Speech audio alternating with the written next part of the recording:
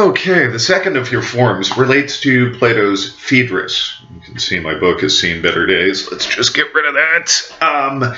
And basically, we've seen three speeches pertaining to three different categories of relationship in Plato's Phaedrus. The first we find is the erotic relationship, the erotic love, right? Which Plato winds up defining on page 18 as that unreasoning desire that overpowers a person's better elements and is driven to take pleasure in beauty. It's a force reinforced by beautiful bodies. It takes its name for the word for force and is called eros. I'm paraphrasing there, but it's page 18 at the end of that argument about what kind of desire love is. This is the kind of relationship that Lysias actually winds up arguing that we're more sick than sound in the head. The lover will even admit this, right?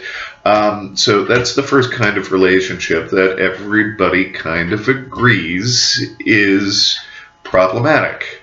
The second kind of relationship that Lysias proposes as a solution to the problem of erotic love, right, is what he calls the non-love relationship, where you allow for the physical expression of sexuality, so those desires are gratified, but it's not that kind of drive you crazy, the thump, Bugs Bunny in a cartoon with his heart jumping out, or Pepe Le Pew for that matter, kind of drive you crazy kind of love, right? Like Bella from Twilight, these problematic kinds of relationship, right?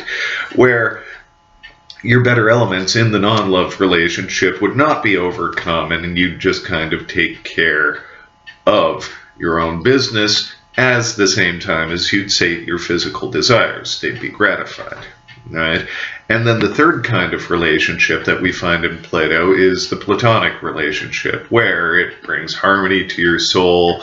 All of the elements of your soul get what they want. You're under control. The soul steersman, reason, winds up directing this soul towards what is best, which is the nourishment of the perfect forms, etc., etc., etc., right? I've described that in the other video.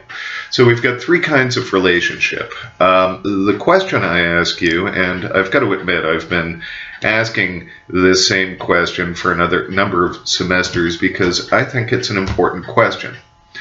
Plato in the Phaedrus argues that at least one beneficial element of love is that, in potential, it can bring harmony to your soul.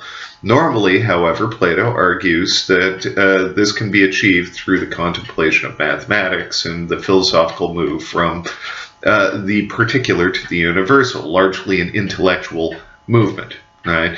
So there are other ways to activate recollection in Plato's sort of philosophy. This epistemological move can be accomplished in other ways. So what I'm asking here, right, given that Plato would claim that the achievement of Platonic relationship, a stable Platonic relationship, is really, really hard, because remember that pie chart, right? Reason small, still larger but smaller than desire is self-control. Biggest hunk of your soul is this desire. If you try to control that desire, most of us, and Plato would admit this quite readily, will fail, right? So effectively, what will your attempt to achieve a Platonic relationship and bring harmony to the soul and get closer to the perfect truth that the forms turn into? Well, remember Socrates' first speech and the abusive kind of relationship that he described there. Or even Lysias's argument, where the lover will be detrimental to the beloved. Effectively, what your failed attempt to achieve a Platonic relationship, and maybe dozens of them, will turn into are a whole series of relationships in which you become an abuser. So, right, given that danger, right, why then would Plato argue that love is of particular benefit? Okay, this asks you to address two things. Well, first off, given that we can achieve a knowledge of the perfect truth of the forms and bring harmony to our soul in other ways, right? And also, given the potential harmful effects of eros, right?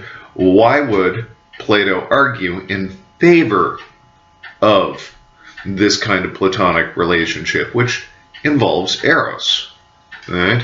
So, given the potentially harmful effects of eros, that the achievement of platonic relationship is really, really hard, wrought with the possibility of failure, would not the non-love relationship discussed in the first two speeches be the safer alternative?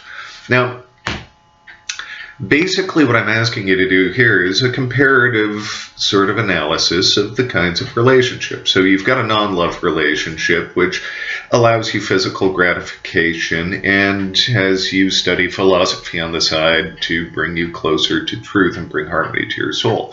So you can have a harmonious soul and a sexual relationship that are separate from one another.